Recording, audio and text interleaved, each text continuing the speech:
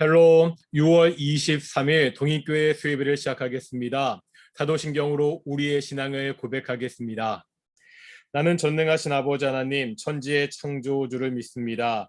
나는 그의 유일하신 아들 우리 주 예수 그리스도를 믿습니다. 그는 성령으로 잉태되어 동정녀 마리에게서 나시고 본디오 빌라도에게 고난을 받아 십자가에 못 박혀 죽으시고 장사된 지 사흘 만에 죽은 자 가운데서 다시 살아나셨으며 하늘에 오르시어 전능하신 아버지 하나님 우편에 앉아 계시다가 거기로부터 살아있는 자와 죽은 자를 심판하러 오십니다. 나는 성령을 믿으며 거룩한 공교회와 성도의 교제와 죄를 용서받는 것과 몸의 부활과 영생을 믿습니다. 아멘. 함께 찬양하시겠습니다. 찬송가 218장입니다. 찬송가 218장 함께 찬양하시겠습니다. 218장입니다.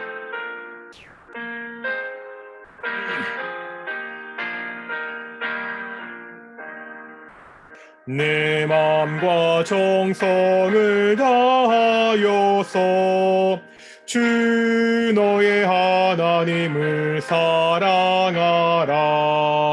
내 몸을 아끼고 사랑하듯 형제와 이웃을 사랑하라.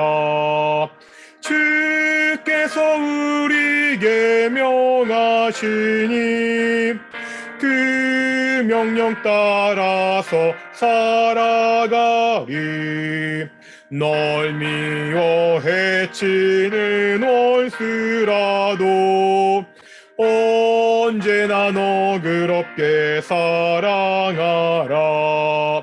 널 핍박하는 자 위에서도 신실한 마음으로 복을 빌라. 주께서 우리에게 명하시니 그 명령 따라서 살아가리. 나 항상 주님을 멀리하고 형제를 사랑하지 못하였다. 이러한 죄인을 사랑하사 주께서 몸버려 죽으셨다. 속죄의 큰 사랑 받으니 내 생명 다 바쳐 충성하리.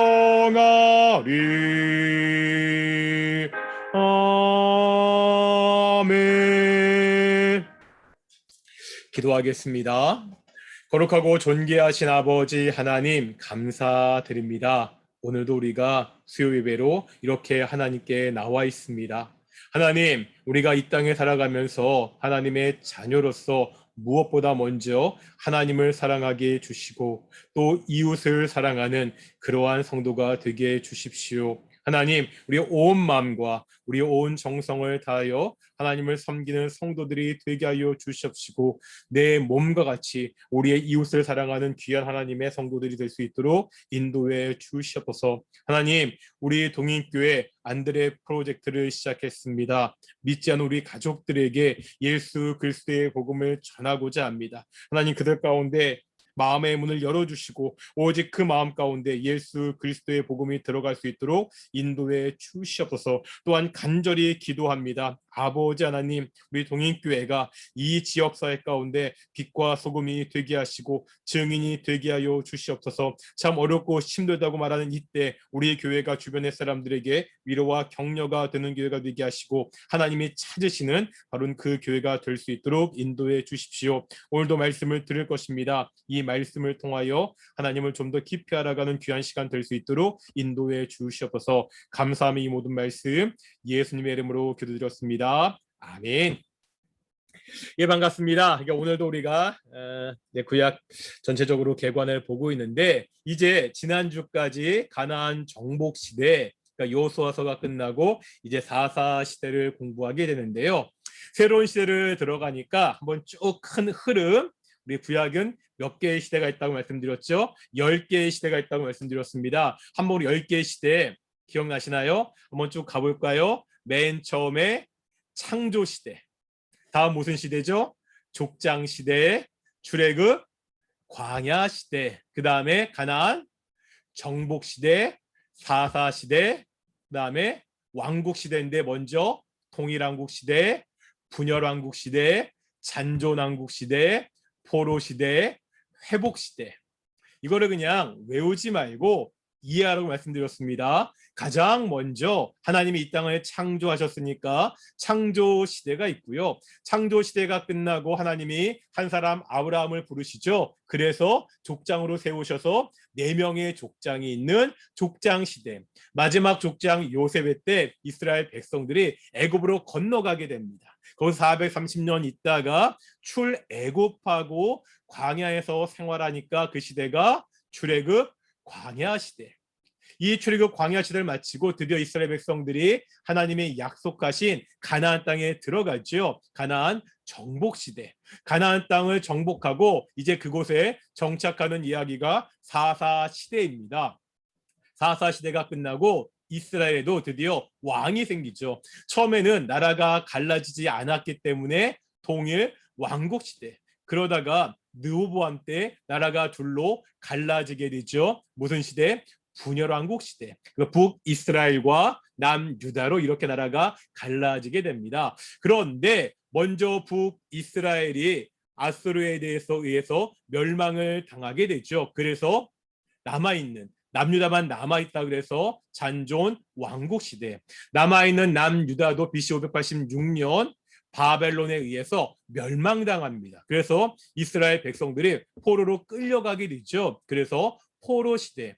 포로로 끌려간 이스라엘 백성들이 하나님의 약속대로 다시 포로로 들어오는 거죠. 그리고 성전을 만들고 성벽을 세우고 그래서 포로 귀환 시대. 이렇게 해서 구약 성경이 끝나게 됩니다. 그리고 신구약 중간사를 거쳐서 이제 다시 신약이 시작되는 거고요. 다시 한번요. 머릿속에 넣어야 되니까 우리 찬찬히 가보겠습니다. 처음에 무슨 시대?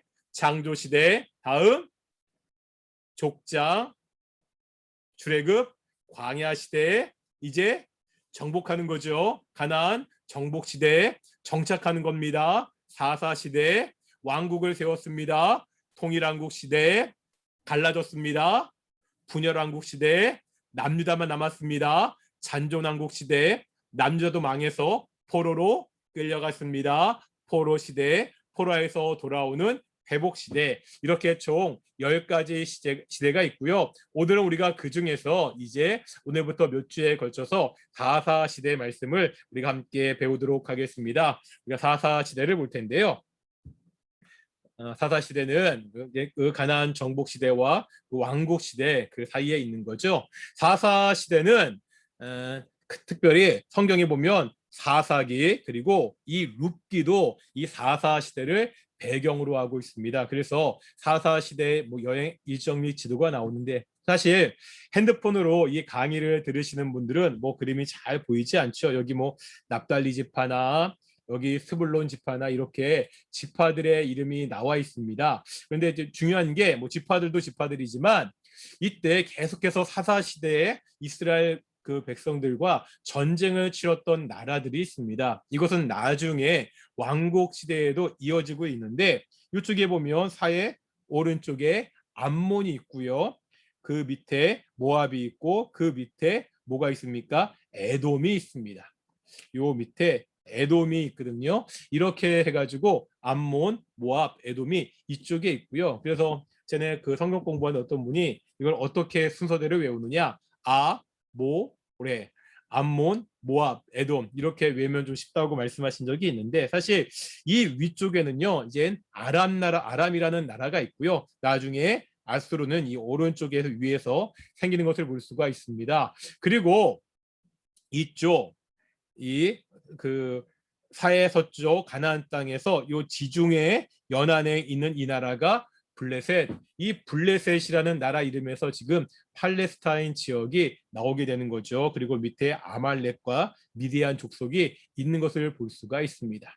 그렇게 해서 이렇게 암몬, 모압, 에돔, 그다음에 블레셋, 뭐 아말렉, 미디안 이런 나라들과 계속해서 관계를 맺으면서 사사 시대가 진행이 되는 것을 볼 수가 있고요. 우리가 이제 사사 시대 먼저 사사기 말씀을 크게 볼 텐데 이 사사기는 크게 세 부분으로 나눌 수가 있습니다.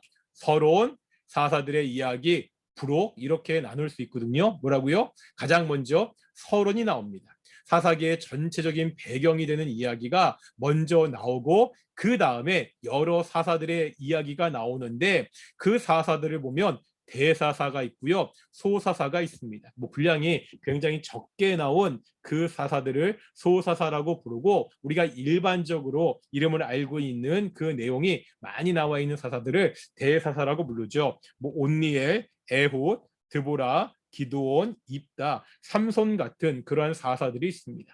우리가 이 이름들을 들으면 뭐 온니엘도 그렇고 뭐 드보라, 기드온, 삼손 굉장히 익숙한 성경의 인물들입니다.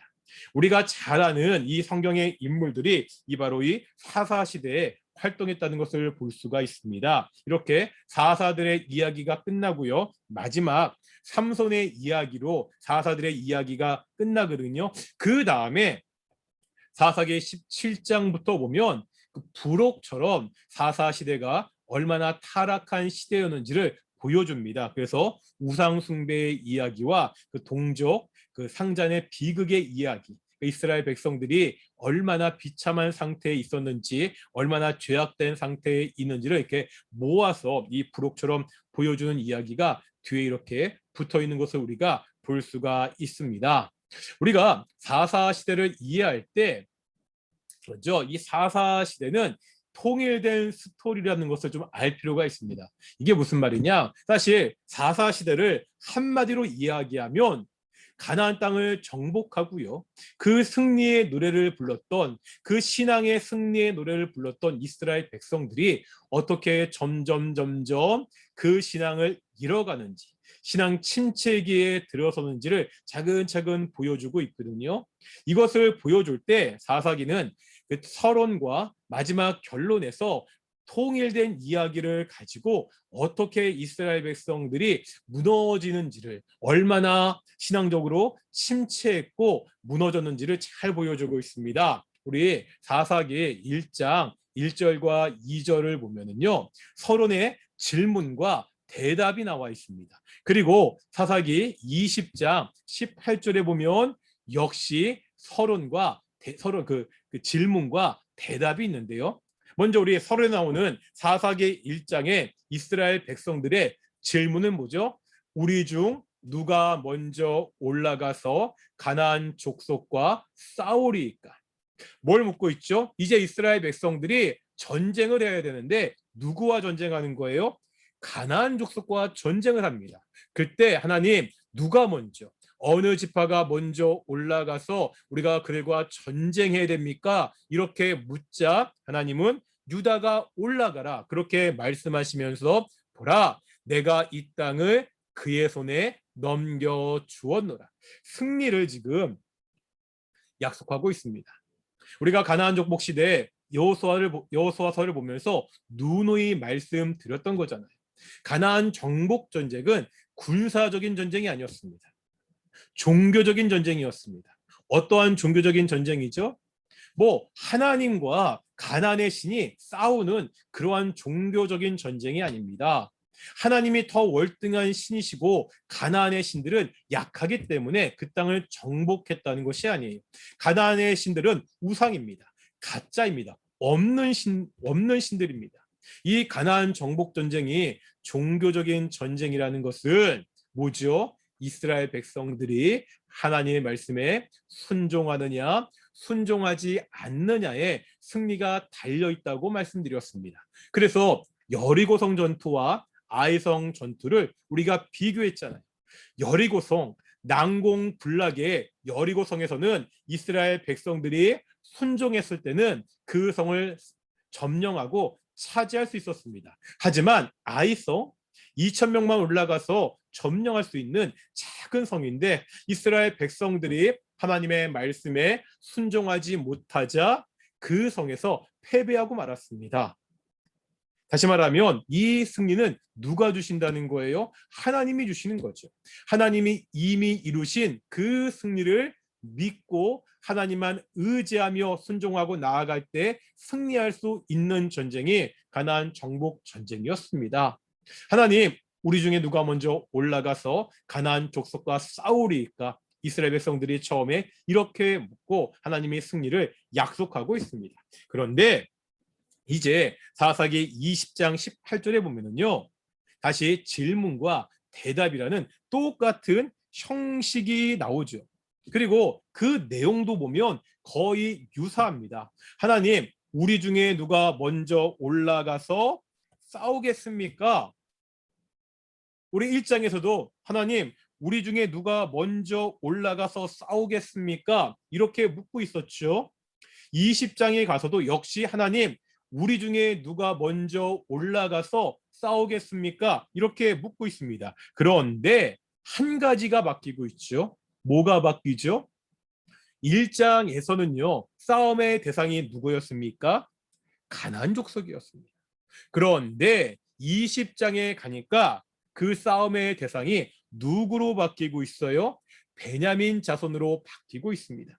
그러니까 가나안과 싸우겠다고 그렇게 하나님께 물었는데 이제 20장 사사기의 결론 부분에 가니까 누구랑 싸우겠다고? 같은 민족이 베냐민 자손과 이스라엘 백성들이 싸우는 것으로 그 질문이 바뀌고 있습니다.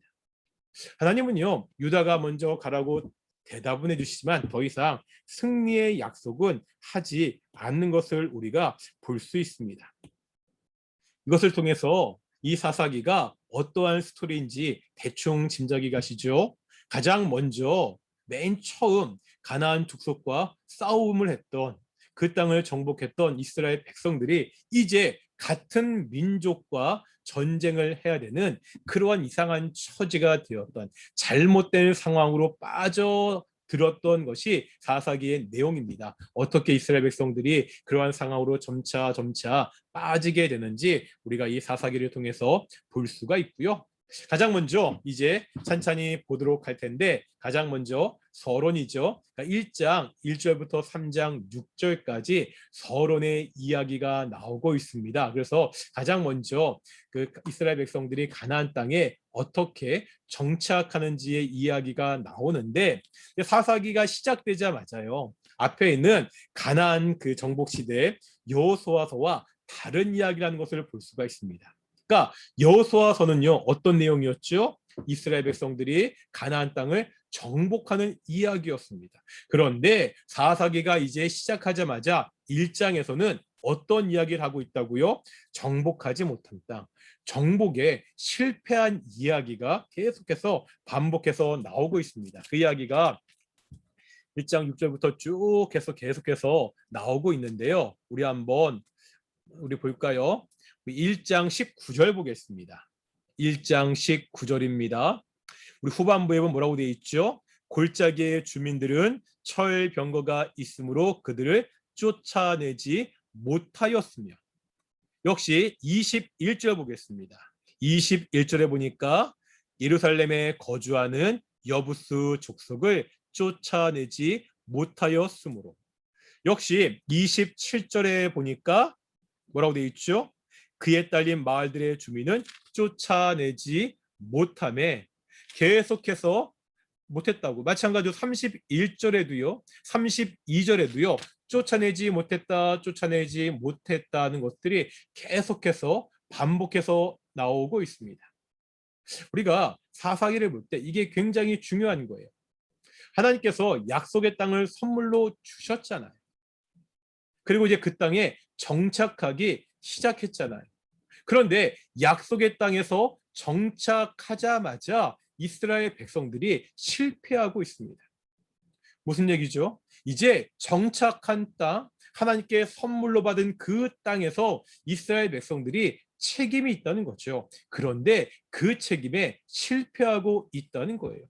분명히 하나님께서 은혜로 이 이스라엘 땅, 아니 가나안 땅을 주셨습니다. 이 은혜로 받은 땅에서 이제 이스라엘 백성들이 어떻게 살아가야 되는지를 이야기하고 있는데 이스라엘 백성들은 하나님이 선물로 준 약속으로 준 그 땅에서 온전히 살아가는 것에 실패했다는 것을 이 사사기는 보여주고 있습니다. 바로 앞 여호수아서에서 그 땅을 정복하고 믿음으로 제비뽑기를 통해서 그 땅을 분배했던 그 이스라엘 백성들이 선물로 받은 은혜로 받은 그 땅에 정착하자마자 실패하는 모습을 그렇게 보여주고 있습니다. 이것을 또 상징적으로 잘 보여주는 것이 2장에 나오는 여호와의 사자의 이야기입니다. 2장 1절부터 5절까지 보면 여호와의 사자가 나오는 이야기가 있는데요. 2장 1절 보겠습니다. 2장 1절에 보면 여호와의 사자가 길갈에서부터 보김으로 올라와 말하되, 뭐라고 말씀하시죠? 지금 여호와의 사자가 나타난 거예요. 그러면서 2장 1절 후반부에 보면 내가 그동안 너희를 어떻게 인도했고 이 땅을 너희에게 어떻게 주었는지를 잠시 설명하고 이제 2장 2절 보겠습니다. 2장 2절입니다. 함께 읽겠습니다. 시작. 너희는 이 땅의 주민과 언약을 맺지 말며 그들의 제단을 헐라하였거늘 너희가 내 목소리를 듣지 아니하였으니 어찌하여 그리 하였느냐. 무슨 말이죠? 하나님은 분명히 이 땅의 거민들, 가나안 주민들과 언약을 맺지 말아라. 그 다음에 제단을 다 헐어버려라. 이렇게 말씀하셨는데 이스라엘 백성들은 뭐 했다고요? 그 목소리에 순종하지 않았습니다. 그 순종하지 않은 이 불순종의 결과가 뭐냐? 2장 3절입니다. 그러므로 내가 또 말하기를 내가 그들을 너희 앞에서 쫓아내지 아니하리니 그들이 너희 옆구리의 가시가 될 것이며 그들의 신들이 너희에게 올무가 되리라 하였노라. 결국 이 가나안 땅에 다 쫓아내지 않은 족속들이 남아 있다는 거예요. 그래서 그 남아 있는 족속들이 뭐가 된다고요? 옆구리에 가시가 되고 올무가 된다. 옆구리에 가시가 되고 그들을 잡는 올무가 된다고. 앞으로 우리가 사사기를 통해서 이 남아있는 가나안 족속들 그리고 이방의 백성들이 이스라엘 백성들을 어떻게 괴롭히는지를 계속해서 보게 될 것입니다. 근데 그 이유가 뭐죠? 왜 가시와 올무가 돼서 이스라엘 백성들을 괴롭힙니까? 이스라엘 백성들이 약하기 때문에 단순히 그게 아니라 이스라엘 백성들이 하나님의 말씀에 불순종했기 때문에 이러한 일들이 벌어지는 것을 우리에게 보여주고 있습니다. 그러면서 이제 2장 6절부터 3장 6절까지 보면 이스라엘 백성들이 어떻게 실패했는지 그 신앙 실패의 이야기가 나오는 것을 볼 수가 있죠. 그러면서 2장 6절부터 10절에 보면 왜 이스라엘 백성들이 그 신앙에 실패했는지가 잘 나오는 것을 우리가 볼 수 있습니다. 한번 우리 2장 7절 보실까요? 2장 7절입니다. 함께 읽겠습니다. 시작. 전에 여호수아가 백성을 보내매 이스라엘 자손이 죄송합니다. 2장 7절. 백성이 여호수아가 사는 날 동안과 여호수아 뒤에 생존한 장로들 곧 여호와께서 이스라엘 위하여 행하신 모든 큰 일을 본 자들이 사는 날 동안에는 여호와를 섬겼더라. 제가 그 안드레 프로젝트를 시작하면서 가장 처음 드렸던 말씀이죠. 여기에 보면 2장 7절에서 주어와 마지막 서술어 동사만 보면 이렇게 되어 있죠. 백성이 여호와를 섬겼더라. 그러니까 백성이 하나님을 섬겼다. 이렇게만 보면 굉장히 좋은 것 같은데 문제가 뭐죠? 이 사이에 조건이 있습니다. 이스라엘 백성들이 하나님을 섬겼는데 조건이 있어요. 어떠한 조건이죠? 여호수아와 여호수아 뒤에 생존한 장로들.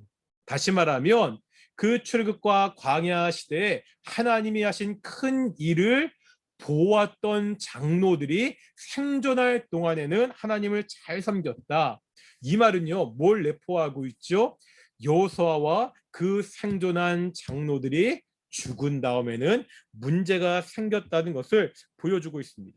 그것을 보여주는 것이 2장 10절이죠. 2장 10절 한번 보도록 하겠습니다. 그 세대의 사람도 다 그 조상들에게 돌아갔고 그 후에 일어난 다른 세대는 여호와를 알지 못하며 여호와께서 이스라엘을 위하여 행하신 일도 알지 못하였더라. 이제 아까 7절에서 장로들이 생존한 동안에는 하나님을 잘 섬겼다고 이야기하는데 이제 2장 10절에 보니까 그 세대의 사람들, 여기서 말하는 그 세대의 사람들은 뭐예요? 2장 7절에서 말한 하나님이 하셨던 행하신 일을 그들이 직접 목격했던 그 세대의 사람들이 다 죽었습니다. 그 후에 일어난 다른 세대, 이 사람들 그 다른 세대, 이 사람들 다음 세대가 이제 등장하게 되는데 뭐라고 말씀하시죠? 이 다른 세대는 하나님을 알지 못했다. 하나님이 이스라엘 백성들에게 하신 일을 알지 못했다. 이렇게 이야기하고 있습니다. 제가 이 말씀을 여러 번 드렸습니다. 사실요, 이게 말이 안 된다는 거죠. 알지 못했을 리가 없잖아요. 왜 그렇습니까? 그 부모 세대는 그 가나안 땅에서, 아니, 그 부모 세대는 그 가나안 땅에서 그 땅을 정복하면서 또 광야 시대를 거치면서 하나님이 행하신 놀라운 일을 보았습니다. 만나와 메추라기로 그들을 먹이시고 반석에서 물이 나오게 하셔서 그들에게 물을 주시고 그 다음에 구름 기둥과 불 기둥으로 인도하시고 여리고성 전투에서 전쟁을 한 것이 아니라 그 성을 돌기만 했는데 그 성이 무너지는 엄청난 하나님의 역사를 그들의 눈으로 목도했습니다. 아니, 그 부모들이 자신들이 눈으로 본 그 일을 자녀들에게 말하지 않았을 리가 없다는 거죠. 그 부모들이 그 자녀들에게 뭐 했다는 거예요? 그 경험했던 것을 가르치고 이야기했을 겁니다. 분명히 이야기했는데 성경은 뭐라고 이야기해요? 그 다음 세대가 심지어 하나님을 알지 못했다. 행하신 일을 알지 못했다고 이렇게 이야기합니다. 여기서 알지 못했다는 말은 어떤 뜻이죠? 제가 뭐 설교 시간이나 성경 공부하면서 구약에서 알다라는 말이 가지고 있는 특별한 의미가 있다고 말씀드렸습니다. 시브리어로 알다라는 말이 뭐라고 말씀드렸죠? 야다라고 말씀드렸습니다. 야다. 야다라는 것은 어떻게 아는 거죠? 창세기에 보면 그 아담과 하와가 동침하다 그런 표현을 쓸 때 그 동침에 야다를 쓰고 있거든요. 그러니까 누군가를 안다고 야다한다고 이야기할 때는 이것은 단순히 지식적으로 그 사람을 아는 것이 아니라 경험적으로 체험적으로 그 하나님 그 사람을 아는 겁니다. 그러니까 하나님을 아는데 지식적으로 아는 것이 아니라 자신이 직접 체험하고 경험해서 아는 거예요. 그러면 이 야다라는 단어를 여기에 대입시키면 어떠한 이야기가 되는 거죠? 그 다른 세대, 그 다음 세대는 하나님을 알았습니다. 어떻게 알았죠? 지식적으로 알았습니다. 하나님에 대한 지식도 있었고요. 정보도 있었습니다. 뭐 들었겠죠? 하나님이 6일 동안 이 땅을 창조하셨다. 하나님이 출애굽해서 10가지의 재앙으로 우리의 조상들을 구원해 주셨다. 하나님이 광야에서 만나와 메추라기로 먹이셨다. 하나님이 가나안 땅을 정복할 때 능력으로 그 땅, 그 성을 무너뜨리셨다. 그 이야기를 들었습니다. 하나님에 대한 지식도 있었고요. 하나님에 대한 정보도 있었습니다. 그런데 뭐 하지 못했다는 거예요? 지식과 정보는 있었지만 야다하지 못했습니다. 하나님을 경험하지 못했습니다. 하나님을 체험하지 못했습니다. 지금 이 조상들은, 이 부모들은 자식들에게 지식은 가르쳤지만 뭐는 가르치지 못한 거예요? 신앙은 가르치지 못했다는 거예요. 지식적으로는 분명히 하나님에 대해서 이야기해 줬는데 정작 그 이야기를 듣고도 이 다른 세대가 이 자녀들이 뭐하지 못했다는 거예요? 신앙을 배우지 못했다는 겁니다. 왜 분명히 부모 세대는 하나님에 대해서 가르쳤는데 이 자녀 세대는 하나님에 대해서 배우지 못했죠. 이야기도 제가 한번 설교 시간에 말씀드렸죠. 이유가 뭐라고 말씀드렸습니까? 다시 한번 1장 보실까요? 1장에 보면 아까 말씀드렸죠. 정복의 실패, 불완전한 정복의 이야기가 나온다고 말씀드렸습니다. 우리 1장 27절 보실까요? 2장 27절입니다. 읽겠습니다. 므낫세가 벳사온과 그에 딸린 마을의 주민들과 다낙과 그에 딸린 마을들의 주민들과 돌과 그에 딸린 마을들의 주민과 아블르암과 그에 딸린 마을들의 주민과 무기또와 그에 딸린 마을들의 주민들을 쫓아내지 못하며 가나안 족속들이 결심하고 그 땅에 거주하였더니, 이제 므낫세 지파가 정복을 하는데 그 마을들을 뭐 했다고요? 쫓아내지 못했습니다. 쫓아내지 못하네.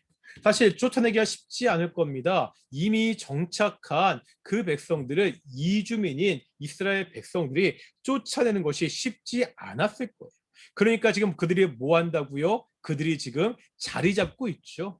그들이 지금 자리 잡고서 물러나지 않으려고 하고 있습니다. 그런데 이제 28절 보겠습니다. 28절에 보면 이스라엘이 강성한 후네야 가나안 족속에게 노역을 시켰고 다 쫓아내지 아니하였더라. 여기 보면 쫓아내지 아니하였더라. 쫓아내지 못했다는 것과 쫓아내지 아니하였더라는 좀 차이가 있죠. 쫓아내지 못했다는 것은 뭐 하는 거죠? 능력이 안 돼서 할 수가 없었다는 거예요. 그런데 쫓아내지 아니하였더라는 것은 여기요, 그들이 강성해졌어요. 이제 쫓아낼 능력이 있는데도 그들을 이제 그들의 의지로 쫓아내지 않은 거예요. 그 이유가 뭐라고요? 28절에 보면 뭐 하기 위해서? 그들에게 노역을 시키기 위해서. 그러니까 가나안 족속에게 뭐 하기 위해서? 일시키기 위해서, 부려먹기 위해서, 종으로 삼기 위해서 가나안 족속을 쫓아내지 않았다고 그렇게 말씀하고 있습니다. 사실 일반적인 경우라면 이게 말이 되는 거예요. 뭐 고대사를 보면은요, 전쟁에서 이긴 족속이 전쟁에선 진 족속들을 포로로 잡아서 종으로 삼고 노역을 시키는 것은 항상 있던 일이었습니다. 뭐 이것 자체가 현상적으로 보면 이상한 일이 아니라는 거예요. 다만 문제는 뭐죠?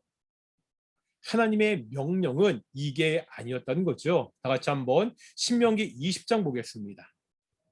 신명기 20장 16절부터 18절까지 오실 텐데요. 신명기 20장 16절부터 18절까지입니다. 20장 신명기 20장 16절부터 18절까지. 신명기 말씀은 가나안 땅에 들어가기 전에 직전에 이스라엘 백성들이 가나안 땅에서 어떻게 살아야 되는지 주어진 말씀이죠. 한번 같이 읽어볼까요? 오직 네 하나님 여호와께서 내게 기업을 주시는 이 민족들의 성읍에서는 호흡 있는 자를 하나도 살리지 말지니. 16절에 보니까 내게 기업으로 주시는 이 민족들의 성읍에서, 다시 말하면 너희가 가나안 땅을 들어갈 텐데 이것 하나님께서 기업으로 주신 땅이죠. 거기서 뭐 하라고요? 호흡 있는 자들을 하나도 살리지 말라고, 그들을 진멸하라고 말씀하고 있습니다. 그러면서 17절에 보면 거기에 있는 족속들을 이야기하죠. 곧 헷족속과 아모리 족속과 가나안 족속과 브리스 족속과 히이 족속과 여부스 족속을 내가 뭐하라고요? 진멸하되, 다 죽이라는 겁니다. 내 하나님 여호와께서 내게 명령하신 대로 하라. 가나안 땅을 정복하고 그 민족을 진멸하는 것이 하나님의 명령이었다는 거예요. 왜 하나님이 가나안 민족들을 진멸하라고 말씀하고 있죠? 18절에 보면 이는 그들이 그 신들에게 행하는 모든 가증한 일을 너희에게 가르쳐 본받게 하여 너희가 너희 하나님 여호와께 범죄하게 할까 함이니라.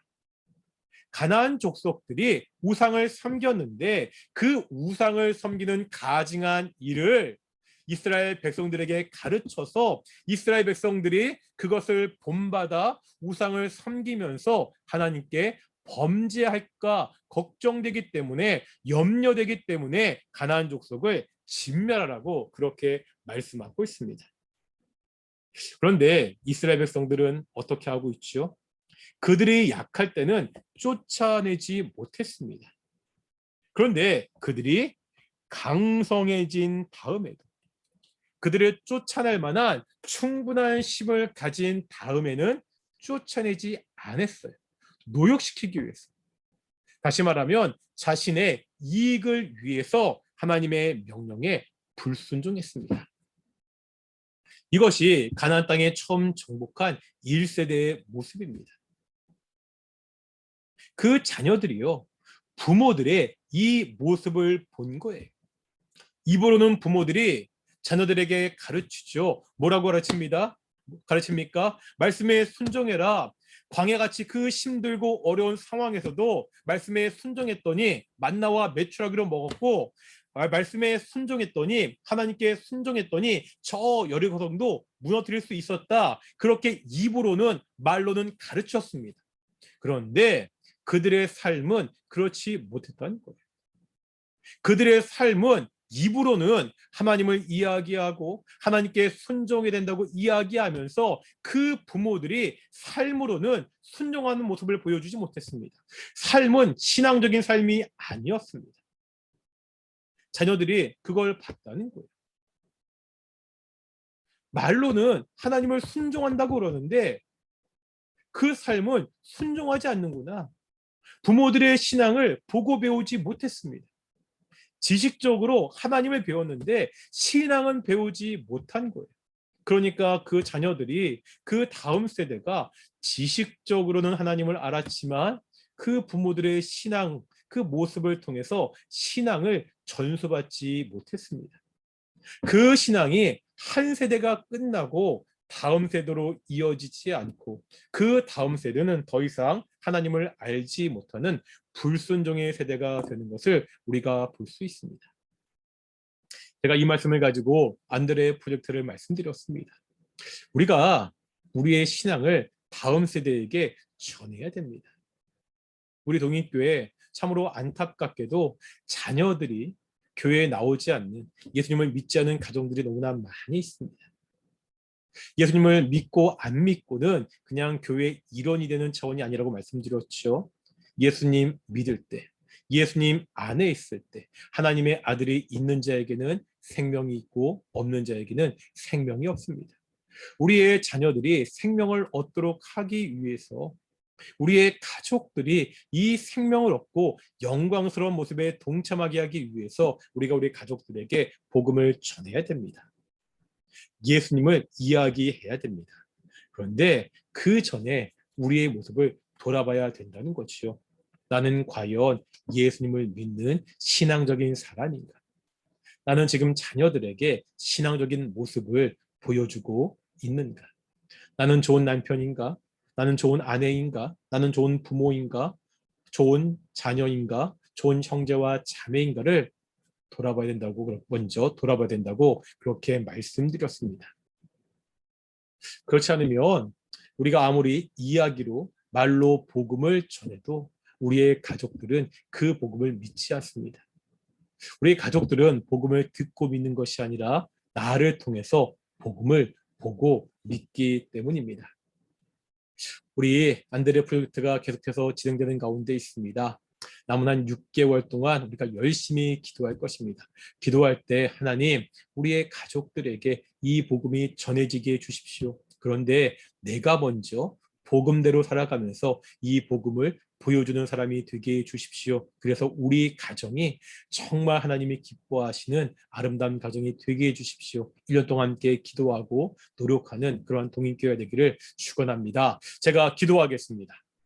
거룩하고 존귀하신 아버지 하나님, 감사드립니다. 오늘도 사사기 말씀을 통하여서 하나님의 은혜를 받은 이스라엘 백성들이 그 은혜를 간직하지 못했음을 우리가 보게 하심을 감사드립니다. 하나님, 우리가 은혜를 받았으면 이제 순종함으로 그 은혜 안에 거하며 살 수 있게 해주십시오. 우리의 자녀들에게, 우리의 가족들에게 내가 말씀에 순종하는, 복음에 순종하는 신앙적인 모습을 보이게 하여 주시옵시고, 이제 내가 그 복음을, 그 신앙을 전하고 가르치는 동인교회 성도가 될 수 있도록 인도해 주시옵소서.